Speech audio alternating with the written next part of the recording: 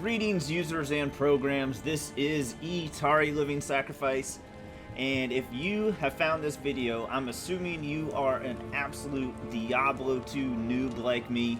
I did not play it growing up. A bunch of my friends played it, and they begged me to get it when Resurrected came out. So I'm joining the hype train, and I'm having a pretty good time with it. But there's a couple things that I just didn't get, and I didn't want to play with them until I knew. I wanted to learn some basic stuff. I wanted to play a couple things, basically beat the game one time without rushing through, because I've never experienced it before. So some real basic, stupid basic stuff that gave me a little trouble when I first started playing, I'm going to cover in this series.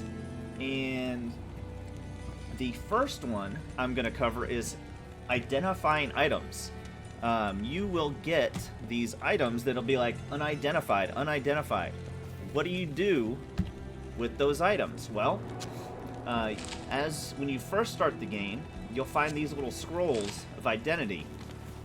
Or you can come over here to Akara. Welcome back, my friend. And buy them from her. Okay, they're like 80 gold when you first start. I did something that lowered the cost down to 72. You buy those for probably the first 2 or 3 hours if you're taking it slow, maybe even longer. And then you just click them and identify the piece. There's also these tomes of identify that later on you will have a private stash.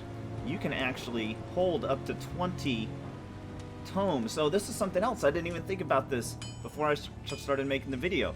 The tomes of identity are like, why are they so much more expensive? Because you take these scrolls, you just click it and then put it into there. The max that I can put in there right now, I'm assuming it's that way all the time, is 20. So I've put 20 scrolls. So I bought one book, and I put basically all of my scrolls in that book to save inventory space. All of those spots, they were holding scrolls of identity earlier, and so later on I might have 2 or 3 books just full of identity scrolls. But now that's when you first start the game. After a couple hours, halfway through, or a third of the way through Act 1, there will be...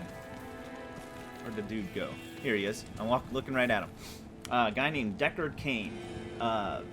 You're gonna save him, and if you there's gonna be a mission to save him. And when you see him, you want to make sure you get as close to his cage as possible, so that way you're the one that saves him. Because apparently, if you don't save him, he charges you to inspect things. So if I was holding an item right now, there would be a little button in the middle here saying inspect.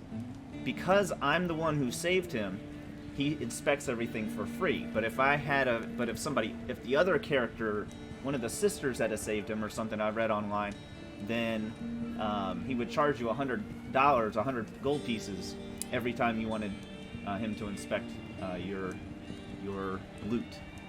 So might as well get it for free, right? Even though 100 gold is not that big of a deal, might as well get it for free. So, welcome. Thank you for coming to my Diablo talk. I hope this helps. As always, give it a big thumbs up, subscribe, follow, whatever it is that you do on whatever platform you're watching this on. And remember to keep moving forward!